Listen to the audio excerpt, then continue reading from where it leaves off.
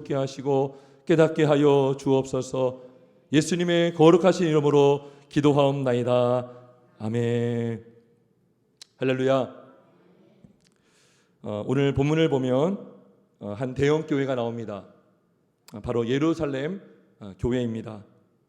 여러분, 예루살렘 교회 성도수가 몇 명이었는지 아십니까?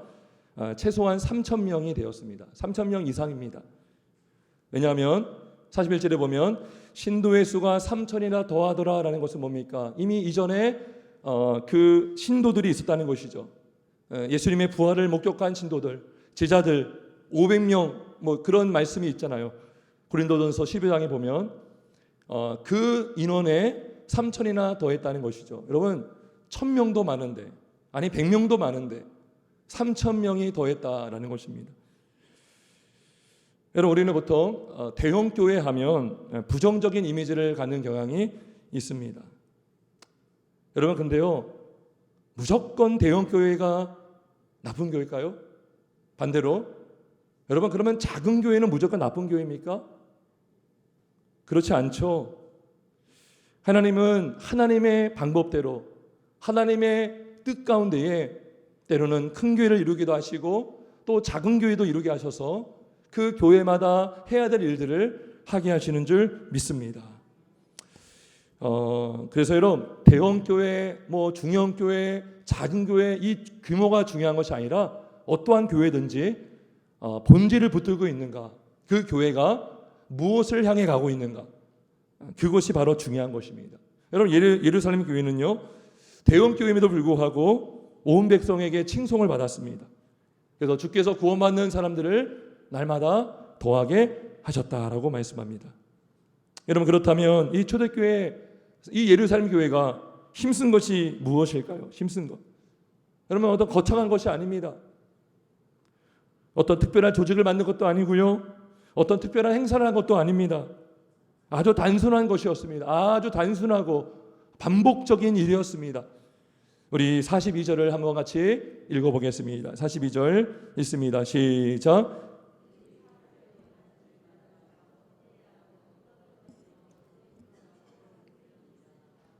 아멘. 그들이 사도의 가르침을 받아 그저 함께 예배하면서 하나님의 말씀을 받았다는 것입니다.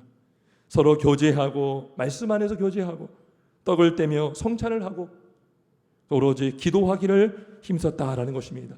그러니까 이 일들이 일어나기 위해서는 여러분, 교회가 하나가 모여야 되는 것입니다.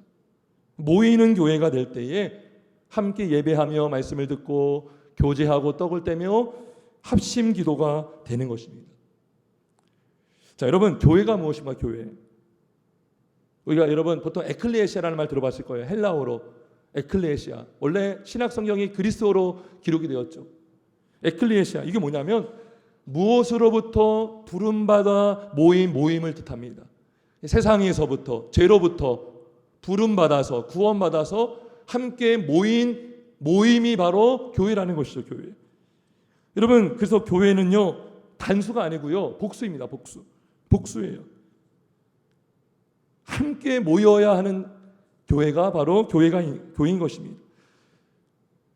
여러분, 교회를 통해서 하나님이 드러나게 되는 것입니다. 여러분, 교회가 예수님의 몸이죠. 교회가 눈에 보이는 복음입니다. 천국입니다. 천국은 아버지의 집이죠. 이 천국을 보여주는 교회가 바로 이 복수를 나타냅니다. 여러분, 근데요, 흥미로운 것은 뭐냐면 하나님도 복수셔요.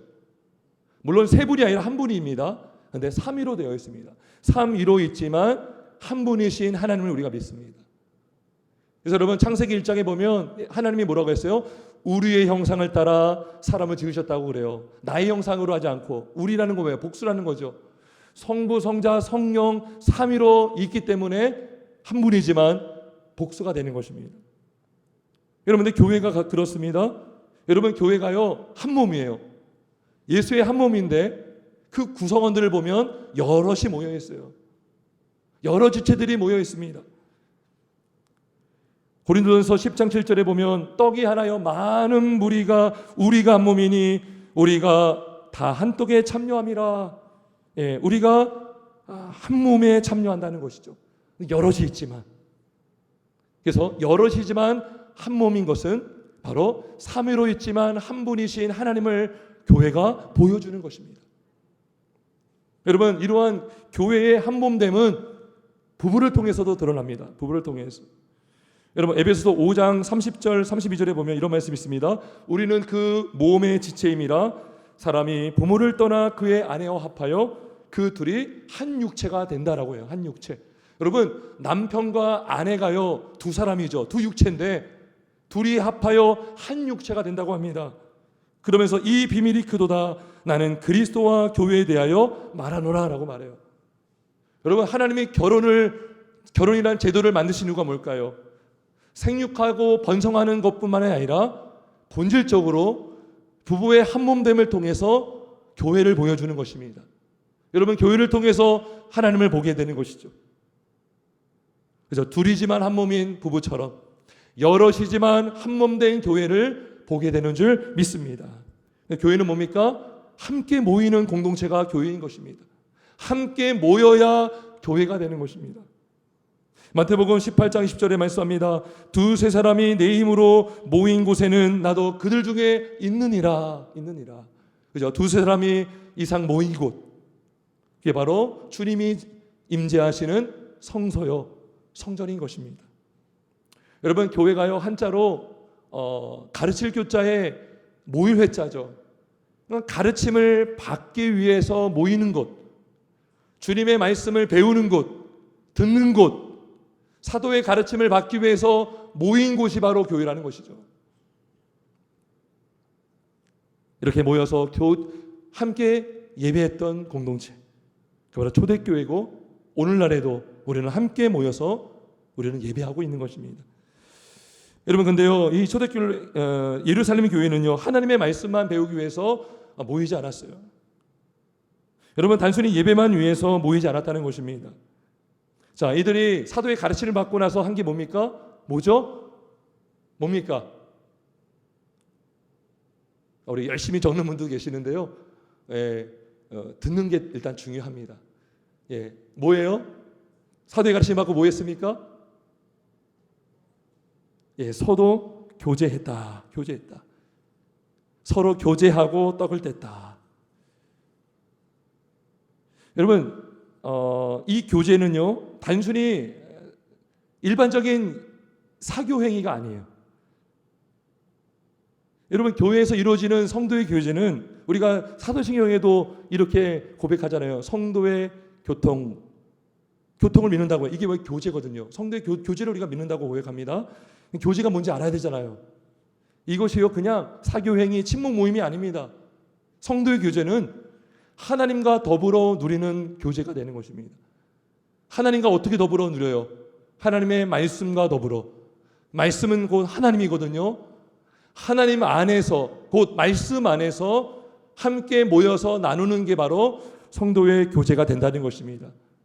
여러분, 요한일서 1장 3절에 말씀합니다. 우리가 보고 들은 바를 너희에게 전함은 너희로 우리와 사귐이 있게 하려 함이니 우리의 사귐은 아버지와 그의 아들 예수 그리스도와 더불어 누림이라. 이 사귐이 뭐예요? 이게 교제예요, 교제. 하나님과 더불어 누리는 교제. 말씀과 함께 누리는 교제가 되는 것입니다. 여러분, 그래서 우리가요 말씀을 듣고 우리가 이제 구역 모임도 하잖아요. 그게 뭐예요? 성도의 교제가 되는 것입니다. 우리가 여러분 교제하면서 다른 이야기 하겠습니까? 말씀을 나누지 않겠습니까? 하나님이 나에게 주신 말씀, 또 우리가 인생을 살면서 나를 일으켜 주셨던 하나님의 말씀, 그 은혜 안에서 함께 교제할 때에 하나님이 영광 받으시고 그 말씀을 통해서 나도 받았지만, 은혜를 받았지만 다른 성도도 받게 되는 것입니다. 이렇게 성도의 교제를 통해서 우리가 은혜를 누리고요, 또 성찬을 통해서도 우리는 은혜를 누리게 되는 것입니다. 오늘 42절에 보면 떡을 떼었다라고 말하는 것은 바로 성찬을 말하는 것입니다. 성찬. 여러분, 성찬은 눈에 보이는 복음입니다. 성찬을 보면 예수님이 보여요. 예수님은 곧 복음이거든요. 우리를 위해 죽으시고 찢기시고 흘리신 피를 보게 되는 게 이게 성찬이지 않습니까? 그 피를 믿는 자, 나를 위해 죽으신 예수를 믿는 자는 산다라는 약속, 새 언약의 표지, 바로 예수님의 피지 않습니까? 그 피를 보는 시간, 그 피를 마시고 찢기신 몸을 먹는 시간, 믿음으로 영적으로 먹는 시간이 바로 성찬이지 않습니까? 이 성찬을 통해서 우리는 예수님의 복음을 경험하게 되고 예수님과 연합됨을 더 확신하게 되고, 그리고 나뿐만 아니라 함께 성찬에 참여하는 지체들과 한 몸됨을 우리는 보게 되고 경험하게 되는 줄 믿습니다. 여러분, 그래서요, 이 에베소서 4장 13절에 이런 말씀이 있습니다. 우리가 다 하나님의 아들을 믿는 것과 아는 일에 하나가 되어라고 말해요. 우리가 하나 되는 길은요, 오직 복음 안에서만 되는 줄 믿습니다. 하나님의 말씀으로만 우리가 하나가 되는 줄 믿습니다. 여러분, 같은 취미로 하나가 될 수 있을까요? 여러분, 학연으로 하나 될 수 있을까요? 학연 지연으로 하나 될 수 있어요? 여러분, 정치로 하나 될 수 있습니까? 결코 안 됩니다. 교회가 무엇입니까? 그런 모임이 아니에요. 교회는 성령님이 임재하시는 전이고, 성도의 교제는 성령님이 임재하셔서 성령님이 이끌어 주시고 하나님을 높이는 모임인 줄 믿습니다. 성도의 교제가 너무 중요합니다. 성도의 교제. 여러분, 만약에 예배만 있다면 교회는 마치 극장과 같은 것 같아요. 여러분, 극장 가본 적이 있으세요? 극장 끝나면 우르르 나가죠. 가끔 일부는 화장실로 들어가기도 하고 서로 대화 안 하죠. 같이 온 사람들끼리는 대화하지만 우르르 빠집니다. 금세 없어집니다. 그럼 극장에서 누구만 봐요? 화면을 보고 앞에 있는 뒤통수 사람을 보죠. 만약에 여러분, 교회에 교제가 없다면 교회가 어떤 거예요? 극장과 같은 거고 콘서트장과 같은 거예요. 앞 사람의 뒤통수만 보고 가는 것이죠. 여러분, 저 사람이 어떤 고민이 있는지, 어떤 기도 제목이 있는지, 어떤 일로 기뻐하는지 우리는 알 길이 없습니다. 왜요? 교제를 안 하기 때문이죠. 여러분, 교회는 하지만 다릅니다. 교회가 여러분 집이에요. 집. 누구의 집입니까? 아버지의 집이에요. 아버지의 집. 집에는 누가 있어요? 부모가 있고 형제 자매가 있죠. 하나님 우리의 아버지가 되시고요. 여러분, 교회는 사실 어머니 역할을 하는 거예요. 교회 안에 있으므로 우리가 잘하잖아요. 교회는 마치 엄마가 자기 아기를 품고 태중에 품는 것처럼 성도가 교회 안에 있으므로 하나님은 교회를 통해서 우리를 품고 길러주시는 것입니다. 그리고 형제자매가 누구예요? 함께 주를 믿는 성도들이죠. 그죠? 성도들은 우리의 형제고 자매인 것입니다. 여러분, 그래서 우리 교회마다 형제님, 자매님 하잖아요. 저는 처음에 예수 믿고 청년부 때에 어떤 청년이, 남자 청년이 저한테 형제님이 하는데 막 굉장히 어떻게 할 줄 몰랐어요. 어색해서. 그런데요, 신앙을 하고 목회를 하다 보니까 형제님, 자매님 하는 그 표현이 얼마나 값진 것이요. 예수의 피로 우리가 형제 자매가 됐다는 것이죠. 하나님 한 분을 아버지로 모시고 그분을 예배하며 함께 모이고 함께 말씀을 듣고 함께 떡을 떼며 함께 말씀을 나누는 공동체. 여러분, 물보다, 여러분, 정말 그 어떤 것보다 정말 진한 것이 무엇입니까? 바로 피라고 말하지 않습니까? 근데요, 예수의 피는 저와 여러분을 하나로 묶은, 우리의 죄를 씻겨주고 우리를 죄에서 구원하신 예수님의 영원한 피인 줄 믿습니다. 잠언 17장 11절에 이런 말씀이 있습니다. 친구는 사랑이 끊어지지 아니하고 형제는 위급한 때를 위하여 낳느니라. 정말 그래요. 형제는요, 위급한 때에 정말 필요해요. 아무리 친한 친구도요, 바쁠 때는요 힘들어요. 그런데요, 형제, 누나, 동생 도와줄 수 있어요. 근데요, 성도가 뭐예요? 형제고 자매라고 그래요. 예수의 피로 한 몸 된 지체는 형제가 자매가 되는 줄 믿습니다. 여러분, 예배도 교제예요. 사실 교제. 누구와의 교제죠? 하나님과의 교제죠. 수직적인 교제가 되는 거예요. 말씀만 듣잖아요. 아멘으로 화답하잖아요.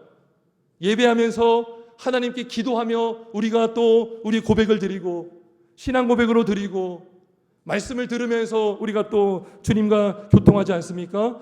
이 수직적인 교제라면 성도의 교제는 뭐예요? 그 말씀 안에서 수평적인 교제가 되는 것입니다. 그러니까 우선순위를 놓고 보자면 먼저 하나님과의 교제가 먼저고요. 그 다음에 수평적인 교제가 그 다음에 있어야 돼요.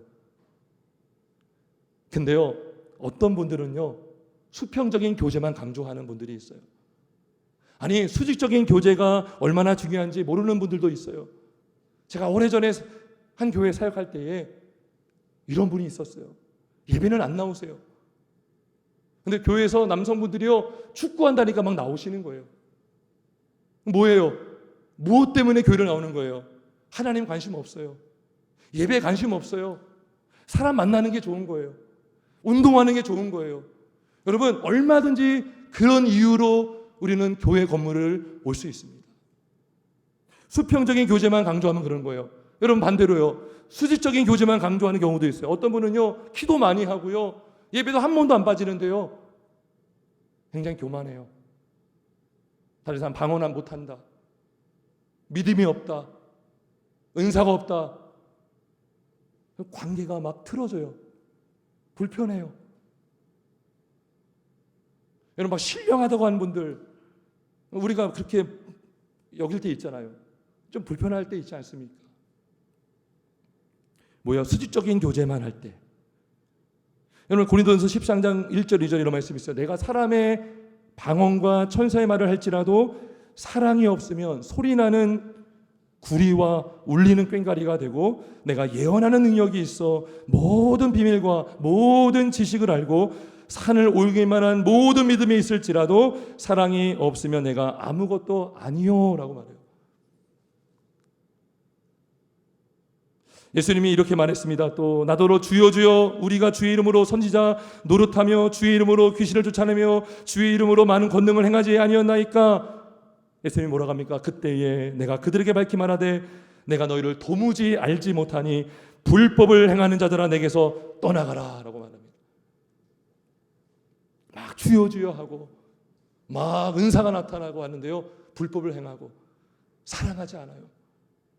여러분, 근데 진짜 우리가 예수 믿잖아요. 그렇게 할 수 없어요. 여러분, 성경에 보면 사랑으로 역사하는 믿음이라고 해요. 믿음을 통해서 사랑이 나와요. 예수님을 우리가 믿잖아요. 어떻게 믿었어요? 예수님의 사랑으로 믿잖아요. 그 사랑을 받았기 때문에 우리가 믿은 거잖아요.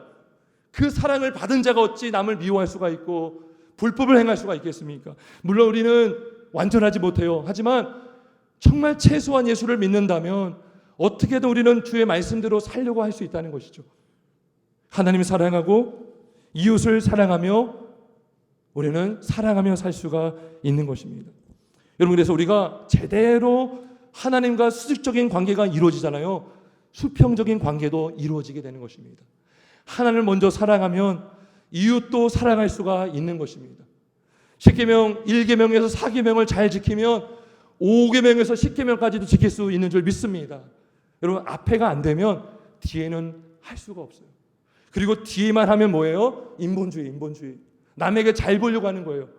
하지만 우리가 먼저 하나님을 섬기고 하나님을 절대적으로 신뢰할 때에 자연적으로 부모를 공경하고 거짓말하지 않고 이웃을 사랑하게 되는 줄 믿습니다. 여기서 뭐예요? 사도의 가르침을 받았다는 것은 수직적인 주님과의 교제, 성도의 교제는 뭐예요? 주님 안에서 수평적인 교제가 이루어지는 것입니다. 그럴 때 우리는 균형 잡힌 신앙인으로 살아갈 수 있음을 믿습니다. 자, 오늘 사도행전 2장 44절 45절에 보면 이들이 어떻게 교제가 확장되는 걸 볼 수 있어요. 이웃의 사랑이 확장되는데요. 어떻게 확장됩니까? 믿는 사람이 다 함께 있어 모든 물건을 서로 통용하고 또 재산과 소유를 팔아 각 사람의 필요를 따라 나눠줬다고 말합니다. 여기서 중요한 게 뭡니까? 각 사람의 필요를 따라 나눠줬다는 거예요. 저 이 말씀 보면서요, 찔림을 받았습니다. 여러분들 어떠십니까? 여러분들 각 사람의 필요 아십니까? 옆에 있는 권사님의 필요 아셔요? 여러분, 구역의 식구들의 어려움 아셔요? 우리가 필요를 알 때 기도할 수 있거든요. 필요 알 때 도와줄 수 있거든요. 근데 예배만 드리면 알 수 없어요. 교제 없고요. 자기만 하나님 막 매달리잖아요. 자기만 위해서 신앙생활하잖아요. 알 수 없어요. 초대교회가 어떻게 나눠줄 수 있었어요? 서로 말씀을 듣고 말씀 안에서 교제를 했기 때문인 것입니다. 교제하면서 뭐 했겠어요? 그 사람의 마음을 열고 그 마음 안에 있는 그의 그 기도 제목도 들을 수 있고 또 잘되는 일 있으면 함께 축복해 주고 그래서 함께 합심으로 기도하며 여러분 초대교회가요 맨 끝에 기도하기를 힘썼다라고 하는 것은 하나님을 위해서도 기도했겠지만 이 지체들을 위해서 기도했을 것입니다. 여러분 우리가 오늘 구역 예배를 이제 재개합니다. 여러분 구역 예배는 단순히 친목을 도모하기 위한 모임이 아닙니다. 교회가 성도를 교회에 묶어두기 위해서 갖는 모임이 아닙니다. 정말 교회가 교회담을 회복하기 위해서 교회가 주님의 사랑을 경험하고 실천하기 위해서 나 자신을 돌아볼 뿐만 아니라 다른 사람의 필요로 돌아보며 각 사람의 필요가 무엇인지를 알고 기도하기 위해서 함께 주님 안에서 한 몸을 이루기 위해서 우리가 구역을 하는 줄 믿습니다. 끝으로 여러분 교회가요 집중했던 일이 맨 끝에 나오죠. 뭡니까? 기도입니다. 기도. 오로지 기도하기를 힘쓰니라. 여러분 교회가 무엇입니까? 만민이 기도하는 집이 바로 교회인 것입니다. 이사야서 56장 7절에 내 집은 만민이 기도하는 집이라 했습니다. 그러니까 교회 자체가요 기도의 전이에요. 교회는 기도의 성소입니다. 성소에는요 단이 있어요. 향단. 늘 제사장이 그 안에 들어가서 향단에 향을 피우고 그 향이 올라가게 했어요. 그게 뭡니까? 기도를 말합니다. 이 성소는 예수님을 보여주는데 예수님이 우리의 제사장으로서 우리를 위해 중보하시죠. 이 성소 안에 늘 향이 피움으로써 교회가 기도하는 전이라는 것이죠. 만민이 기도하는 집인 것입니다. 여러분 신도는요 혼자 기도할 수 있어요. 골방에서 기도할 수 있습니다. 근데 왜 우리가 함께 기도해야 될까요? 왜?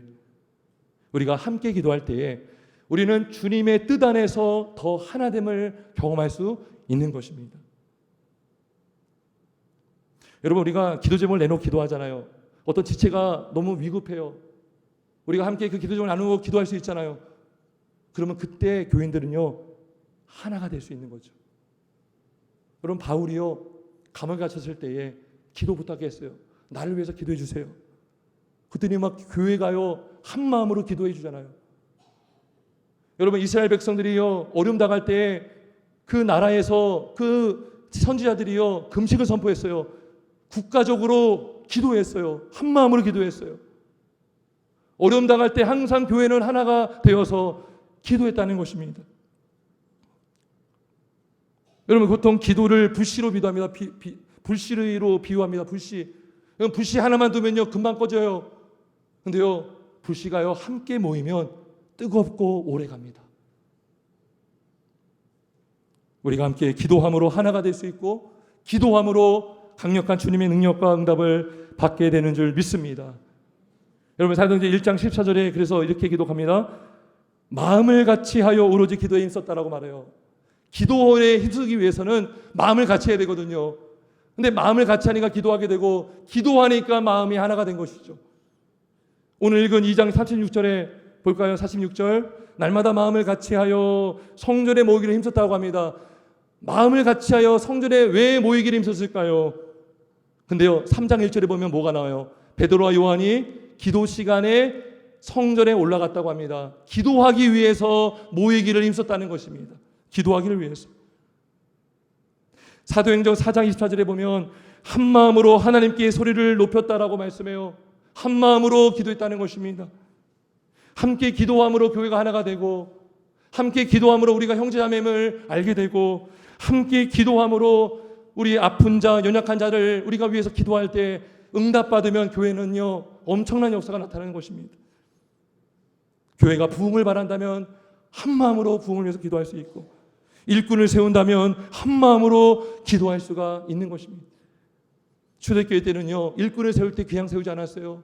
금식하며 기도하여 세웠어요. 성사를 파송할 때도 그냥 보내지 않았어요. 금식하여 성사를 파송했습니다.